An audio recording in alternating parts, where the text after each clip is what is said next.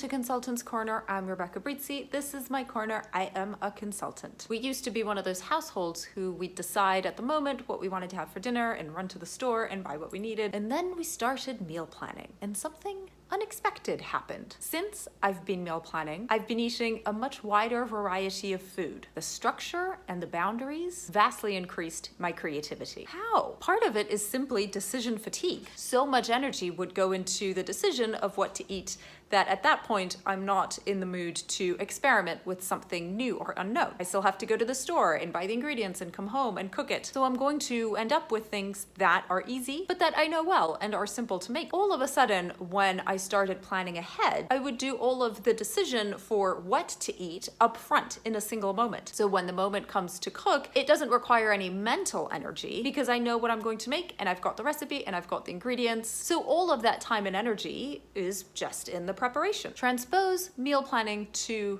your business for planning work. The more process you have in place, the less you have to think about each individual thing. And so the easier it is to be creative in the work that you do. Good process is a lot like a recipe. You know exactly where you want to end up. You understand the ingredients required, the tools and resources. You can make an estimate as to the amount of time, and you know the individual steps. So once you're actually in the work, all of that is taken care of.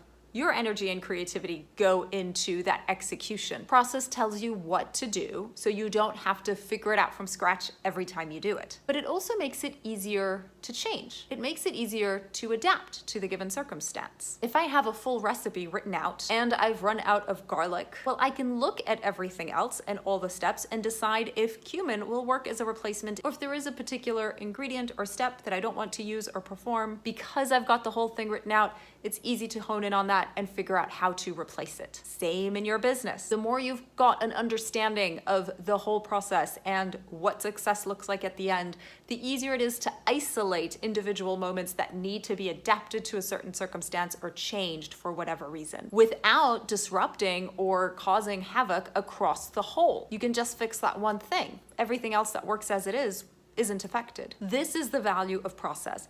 This is the value of structure. This is the value of guidelines. Meal plan your work, and by that, I just mean write process, know what it is that you need to achieve with all the different parts of your business, work backwards from there to see how you're going to get there, to build that recipe, to understand the ingredients and equipment required, and then use that to give yourself more freedom to adapt, to be creative, to be innovative, to find instances for improvement, for new solutions. And all of this means that you'll be serving your clients better, which will make them happier, and you will be more open to noticing areas for those improvements, which will make your business better. What are the success criteria for your business? What has to happen in your business to be successful? Start by answering that question. Feel free to share in the comments under this video. That is the most important part of your entire process writing. Give it some thought for half an hour this week. It's a great starting point, and I'll see you back here next week with our next video.